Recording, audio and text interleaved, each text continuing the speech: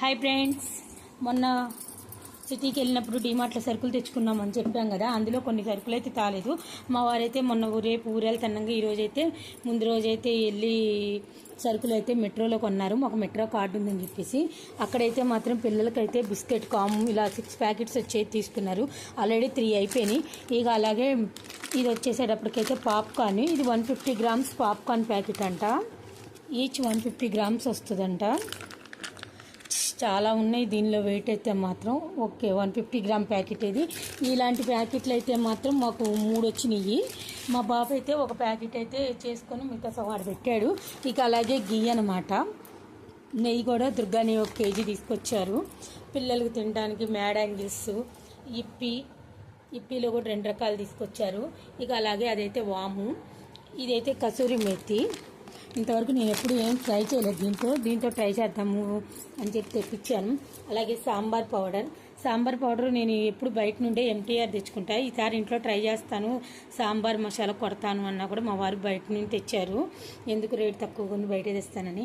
ఇక అలాగే చెక్క, ఈ మధ్య నేను వంటలు అయితే బాగా నేర్చుకున్నాను అనమాట, కొద్దిగా వెరైటీలు, అందుకని దానిలోకి చెక్క. ఇంకా అలాగే ఇది వచ్చేటప్పటికి పాల పౌడర్. ఈ పాల పౌడర్ అయితే నేను వెరైటీ స్వీట్స్ అయితే చేస్తున్నాను దానిలో. కానీ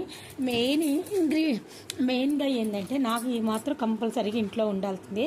ఎందుకంటే నాకు కొద్దిగా లో బీపీ అనేది ఉంది, గ్యాస్ ట్రబుల్ ఉంది. ఆ 2 ఎప్పుడు నాకు అటాక్ అవుతాయో తెలియదు. అందుకని ఇప్పుడు మా పిల్లలు కానీ మా వారు కానీ ఇంట్లో స్టాక్ ఉంచుతారు. ఇక అలాగే పిల్లలకి తినడానికి రస్కులు, ఇవి ఆల్రౌండర్ బిస్కెట్లు 3 తీసుకొచ్చారు. మా వారు షేవింగ్కి సంబంధించింది. అలాగే ఎల్జీ ఇంగో తీసుకురమ్మంటే మా వారేమో తీసుకొచ్చారు. ఇది రేట్ తక్కువ పడుతుందని చెప్పి మా వారు తీసుకొచ్చారనమాట.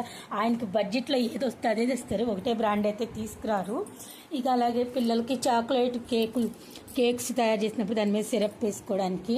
ఇది వచ్చే రోజ్ షర్బత్తు, ఇది ఇల్లు క్లీనింగ్ చేసుకునే పౌడరు, లిక్విడ్.